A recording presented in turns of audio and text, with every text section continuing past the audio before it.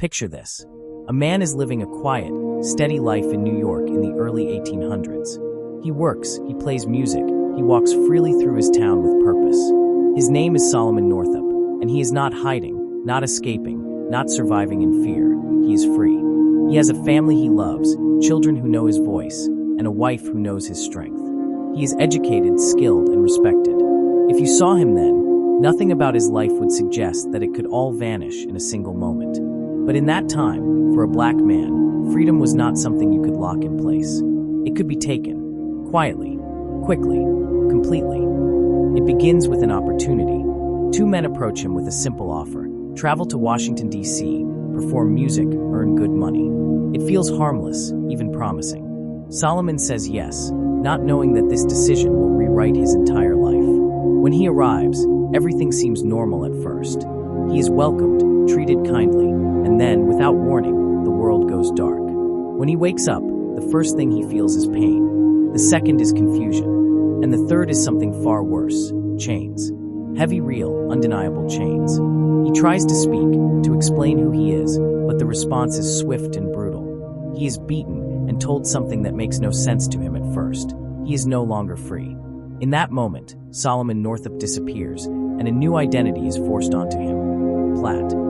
From that point on, the world becomes unrecognizable. He is sold, transported south, and delivered into the plantation system of Louisiana. The shift is not gradual, it is immediate and absolute. The rules are clear: work, obey, survive.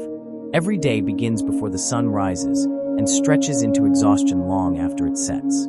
The air is thick with tension, the ground heavy with suffering. Around him are men and women who have never known freedom, whose lives have always been defined by this system. Some move through it quietly, conserving strength. Others carry visible scars, reminders of what happens when resistance is seen. Solomon watches, listens, learns. Because here, survival depends not just on strength, but on awareness. But even in that world, something inside him refuses to disappear. He remembers his name. He remembers his family. And that memory becomes both his anchor and his burden.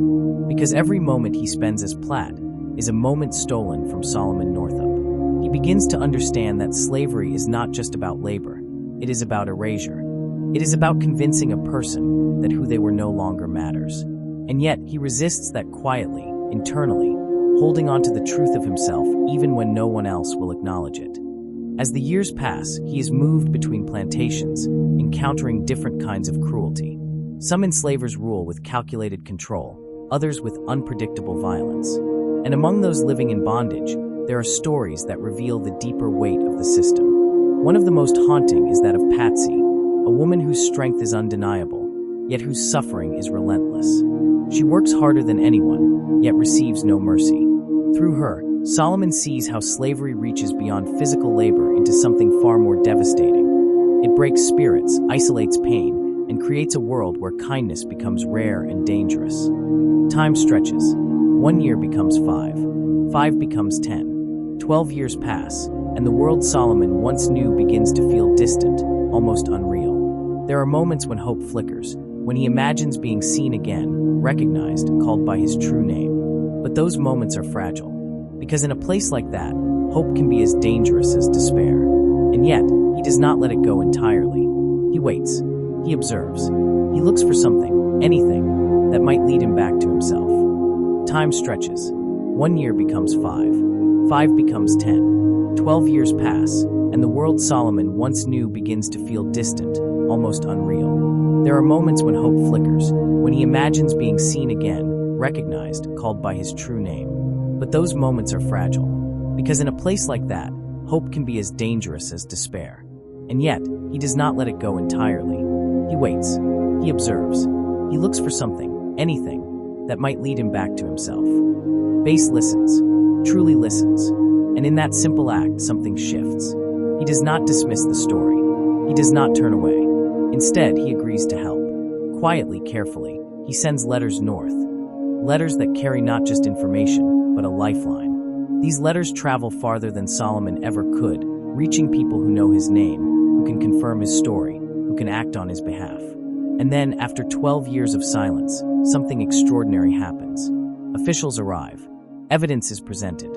And the truth, the one Solomon has carried all this time, is finally recognized. In 1853, Solomon Northup regains his freedom. Not as a stranger, not as Platt, but as himself. The return is not just physical, it is deeply emotional. He is reunited with his family, with the life that was taken from him. But the years he lost do not simply disappear.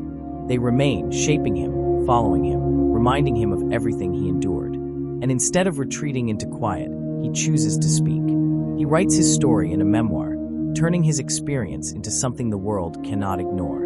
It is raw, detailed, and powerful. For a time, his voice carries weight. He speaks, he shares, he becomes a witness to a system many refuse to fully see. But then gradually something changes. The records become less frequent. Mentions of him grow scarce, and eventually they stop altogether. There is no clear account of his final years, no confirmed date of death, no known burial place. It is as if, after everything, Solomon Northup begins to fade from history. And that is where the story takes on a different kind of weight, because his disappearance is not marked by a single event, but by absence. There are possibilities, of course. The time in which he lived did not always preserve the lives of Black individuals with care or accuracy. It is entirely possible that he lived quietly, passed away without widespread notice, and was buried in a place that was never formally recorded. There are also more unsettling possibilities, that speaking out made him vulnerable, that forces beyond the record shaped his final years. But none of these can be confirmed. What remains is uncertainty. And yet, even within that uncertainty, something endures. Because while the details of his death may be unknown, the truth of his life is not. His words remain. His story continues to be told. And in that sense, he is not lost. He exists in the space between history and memory, where stories carry what records cannot. Solomon Northup's journey is one of survival, identity, and resilience. It is the story of a man who had everything taken from him and still found a way to return. But it is also a reminder of how easily lives can be erased, how fragile recognition can be, and how important it is to remember. Because even though we may never know where he was laid to rest, we know who he was.